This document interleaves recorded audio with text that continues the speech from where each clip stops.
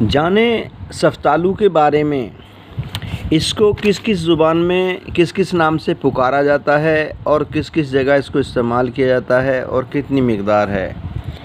تو اس کے جاننے سے پہلے اگر آپ چینل پر نئے ہیں، پہلی مرتبہ چینل کو دیکھ رہے ہیں تو چینل کو سبسکرائب کریں، گھنٹی والا بٹن بھی ضرور دبائیں تاکہ آنے والی اور موجودہ ویڈیو آپ کو سبھی مل پائیں اور آپ اس سے فائدہ اٹھائیں۔ تو جانیے اس کے بارے میں۔ اس کو کہتے ہیں فارسی میں شفتالو، عربی میں خوخ، سندھی میں شفتالو، انگریزی میں پیک اور کئی دوسری زبانوں میں اس کو الگ الگ ناموں سے پکارا جاتا ہے اور مادری زبان میں اس کو آڑو کہتے ہیں۔ ایک درخت کا مشہور پھل ہے جو مزے میں شیرین اور ترش ہوتا ہے، یعنی میٹھا اور ذائقے دار۔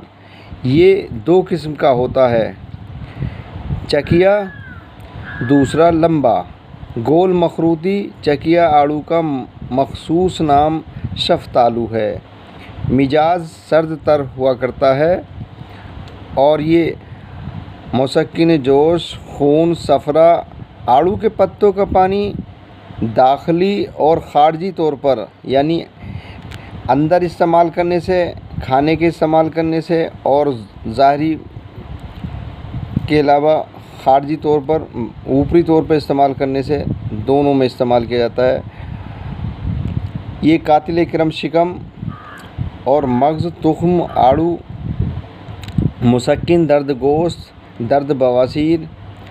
آڑو کو زیادہ تر بطور غذا دوسرے پھلوں کی طرح کھاتے ہیں، اگرچہ یہ کثیر الغذا ہے، لیکن اس سے جو غذا حاصل ہوتی ہے اس کے کھانے پینے سے پیاس کو تسکین ہوتی ہے، یعنی پیاس بجھ جاتی ہے اور خون اور صفرا کا جوش کم ہوتا ہے اور گرم مزاج اشخاص کو بھوک بڑھ جاتی ہے، ان کی بھوکیں بڑھ جایا کرتی ہیں جن کے مزاج گرم ہوتے ہیں۔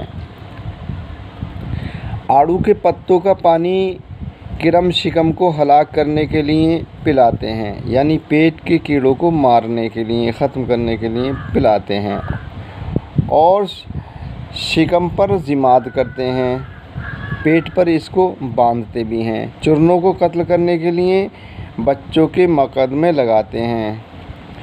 مغز تخم شفتالو بواسیر اور درد گوش اور بہرے پن کی دوا میں مشتمل ہے۔